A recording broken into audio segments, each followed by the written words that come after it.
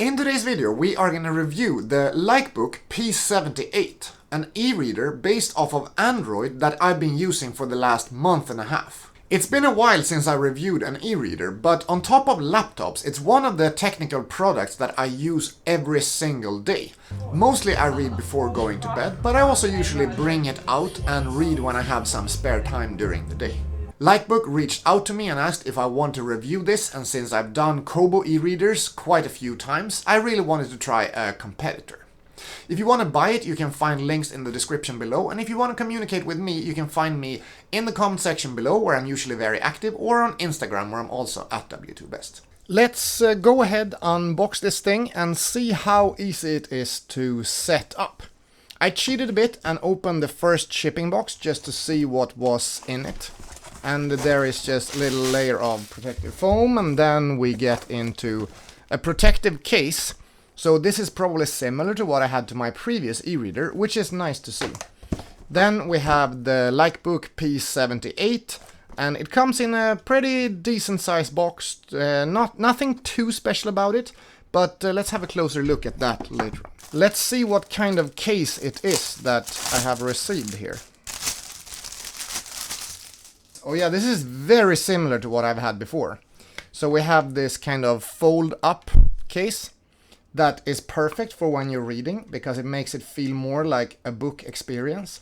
Already from seeing this, I can tell that this is a bit of a bigger e-reader compared to my Kobo Clara that I'm using currently. There are definitely pros to having a bigger e-reader, even if it usually doesn't fit in the pocket. When we get into this main box, we can see that this is a box that slides open. In the back here, it says a bunch of things in Chinese, and we have something with a clock. We have Android 8.1, so it's a fairly old version of Android. Works in daylight and sunlight, that it has Wi-Fi, a 7.8-inch screen, and Bluetooth. I guess this means you're able to play it with your Bluetooth headphones, as well as connecting it to Wi-Fi for getting books through the different apps that you can have available with the Android system. And when we get that part open, we get into another box that opens with this little effect. So let's get into this guy. It really slides off in a pretty high quality feeling way. So here we have the main e-reader, and it's got a little bit of weight to it. It's not heavy, but it's definitely a pretty good quality feel to it, I think, from this first impression. Let's take this cover off and see if that remains. I still think this is looking pretty good. We can see right away here we have the USB-C port in the bottom. One of the main upgrades, I think, compared to the Kobo Clara that I have, that has only a micro USB port. It also looks like we have stereo speakers in the bottom here. So I wasn't aware of the fact that this guy can probably play audiobooks even through these speakers, as well as through a pair of Bluetooth headphones. So that's a pretty exciting thing to be able to do on an e-reader, and I'm looking forward to trying that out a bit more. Then up top here we only have the power button. In the back there is nothing to it. In the front there is one button that I guess is a menu button. Except that we have a little quick start guide that just tells you about the content of the box. We have a USB-A to USB-C cable. And then we have this little guy. So I think because this is here, that probably means there is expandable storage. So that's also quite exciting to see, because I haven't had expandable storage in my Kobo Clara. And let's see where the storage is. Okay, let's try this out right away and see how this looks. As you can see there on the side, we have the expandable storage slot. So we will open this up, see what is there. So there you have a slot for a micro SD card for expanding the storage capabilities of the e-reader. Let's power it on and see if there is any power in it when it comes out of the box. It says Likebook starting up. We get to choose our language of choice. we can connect to the Wi-Fi network, which I will definitely do. And I have a bit of a special Wi-Fi network. And here I can enter my PIN code. So this connection process seems to be absolutely fine. So from seeing this, the way that it runs the browser and the way that it connects to my Wi-Fi, it actually feels right away that this is a little bit more of a combo between a regular tablet and an e-reader. So it has tablet capabilities, but it is with the e-ink screen, so it is easier to read articles, easier to read books, and it is really friendly for the eye as well. So that's an interesting blend that I've never tried before, and it's gonna be pretty interesting to try this out and see how it works long term. But as you can see here, this is a video playing on this website, and this is not looking very well. So you can see the video playing there, but it seems to update at about 3 frames per second or something like this. So it's definitely not the kind of screen you want to use for video playback. Here we get to choose what kind of display style we want. So we have 3x3, 2x4, 3x4, and 4x5. I think I'm gonna go with a 3x4 setup. And then we have the screen sleep settings and the shutdown settings, as well as the Wi-Fi delay when it turns off Wi-Fi after not being active. Before wrapping this unboxing part, let's just put the e-reader into its case. So there we have it, the Likebook P78. And I'm ready to start using it and see what I think about it. Here we have the Likebook in its provided case. And as you can see, it's a relatively big e-reader. For comparison, here we have it side by side together with my Kobo Clara HD.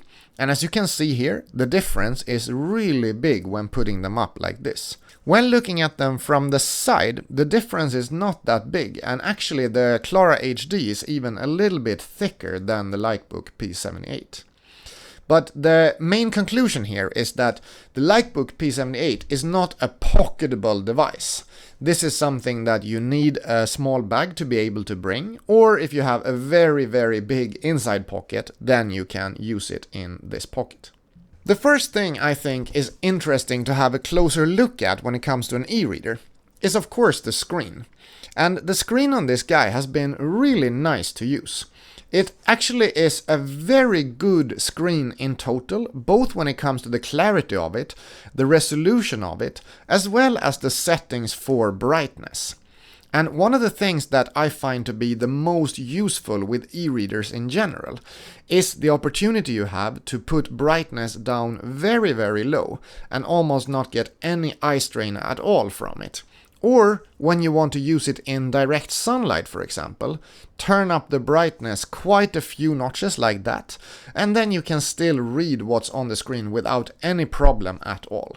Comparing to a regular tablet, the e-ink screens are super versatile when it comes to using them in both low light and very bright light scenarios. When using this screen for most tasks, it's very responsive as well. So you can see there when I swipe to the next page, and if I move into the Google Play Store, that it is responding quickly to whatever I prompt it to do. However, I have had some issues with it, mainly when I'm in Adobe Digital Editions and I'm reading a book there, and then I want to swipe or touch to get over to the next page. Now we are in the book and I have just finished reading this page and I want to click to get to the next page. When clicking once, it doesn't react. When clicking once more, it brings up this like a little bit of overview and how long I've read and so on, which usually happens when you click in the middle. So that's what I do when clicking it away like that. I found that double tapping with a little bit of delay is the easiest way to move me to the next page. And I'm not sure if it's actually supposed to be like this, but I can't really figure out a very smooth way of always switching to the next page when reading in Adobe Digital Editions. With this button down here, you move back to where you were before, which is a pretty smooth way of navigating, so you don't get straight to the home screen, but you just move one step back if you are in an app that give you like a lot of different steps to, for example, reach the content you want to read. Now that we are in the main operating system here, we can have a closer look at that. This is actually the major selling point with this eReader, the fact that it is running Android as an operating system. So the browser is Google Chrome, and therefore I can log into the browser and have all my passwords synced from my computer and phone, which is an amazing feature, I think. I was really confused at first because there's this app store here. When you get into this app store, you find very few apps here. For example, Adobe Acrobat and Audible, Comics, Cool Reader, Google Translate, Playbooks, Co-Reader, etc. I wanted to get all the Android apps, and I was really confused as of how to get them. I didn't realize then that I had to move over to the next page, and there I can find the Google Play Store, which is where all the apps available for Android are. So, I mean, that's not very smart by me. It's obviously a user error, but still, I think I wasn't very clearly seeing that there were more apps when I was here. The only thing that prompts this is that there is a 1 and a 2 down there, and now I'm in the first screen, and then I can flip over to the second screen. As soon as I got to the Google Play Store and got to download Adobe Digital Editions and a few other apps, I really started to liking the experience of using this device. Using Adobe Digital Editions for reading is incredibly simple, and I will show you the process now. If I go to my library, I will just go to the browser, and then I will log into my library's online section. When I'm in this section, I can actually choose to read the book straight here in the browser window, and then I can download this book. And when downloading it, it will be downloaded. It gets right into my downloads folder here. So I go back to the main menu, the main operating system, and I have downloads right there. When clicking on downloads, I will get straight into my list of downloaded books. Here is the latest one I downloaded, so when I click this guy, it will open up in Digital Editions, and straight away I can read this book that I borrowed in the library. It's such an amazingly simple process, and it really is what makes this device so interesting. If you prefer buying books that are not copyright protected, so you don't have to read them in Adobe Digital Editions, you have the opportunity to plug this guy in via the USB-C connector right into your computer and transfer any EPUB file, PDF file, or MP3 file that you want to read or listen to within this unit. I haven't been using it that much, but I can assure you I tried it and it works pretty well. And I will show you how it works here. If you want to listen to your ebook or listen to music for that matter, you go into the music part, and here I have just one book that was what I had available, and I will start playing this guy and you can hear a little bit of a sample from the speakers.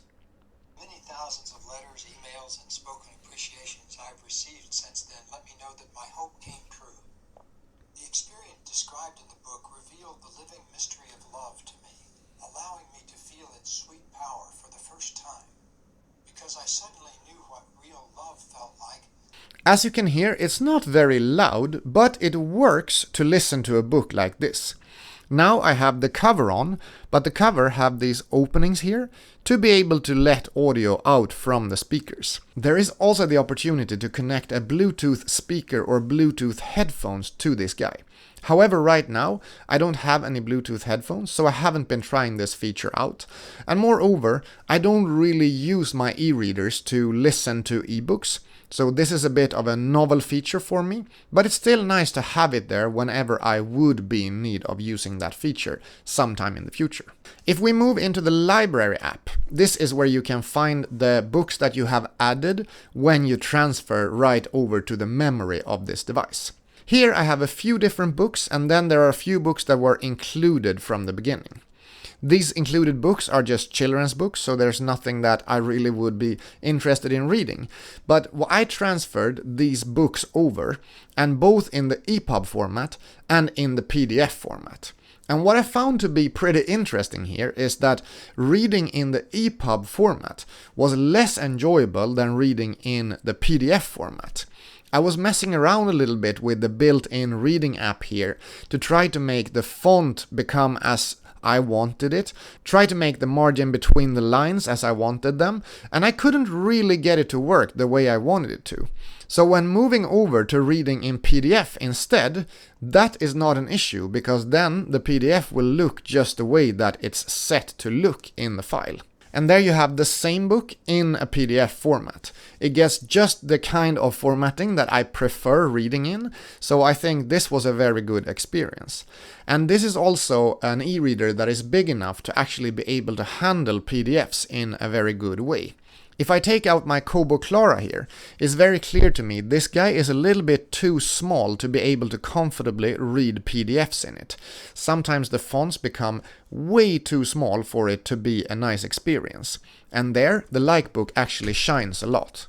You do have a lot of options in this guy, especially for the screen, where you can both turn on more brightness, more nightlight brightness, higher contrast, and up here you have a lot of different wireless settings that you can use as well.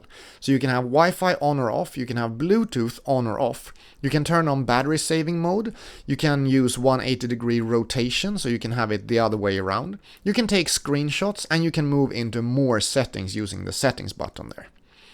The main things I've been using here is turning the Wi-Fi on to be able to go in and download a new book from my library.